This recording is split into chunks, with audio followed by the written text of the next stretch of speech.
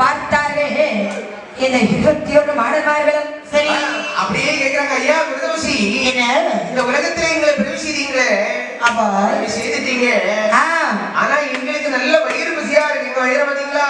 ஆமா, எங்களுக்கு பந்தி கோழி கிடா வெளி எல்லாம் வேணுமப்பா. அதெல்லாம் என்கிட்ட கிடைக்காது. அப்படின்னா எதுக்கு பிரவேசித்தீங்க? இங்க கிடைக்காதப்பா, பிறவி செய்ய சொன்னது பகவான், நான் பிறவி செய்து விட்டேன். சரி, ஆகையினால் உங்களுக்கு பசியாக வேண்டும் என்று சொன்னால் நான் பகவான் இடத்துல உங்களை கொண்டு விடுகின்றேன்.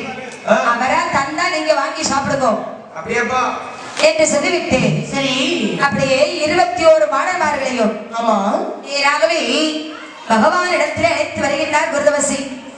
ஏ பகவானே, என்ன இதோ இந்த மாணவர்களை பிறவி செய்ய சொன்னீங்க, அப்படி வரிசையா பிறவி செஞ்சு கூட்டிட்டு வந்திருக்கிற சுவாமி.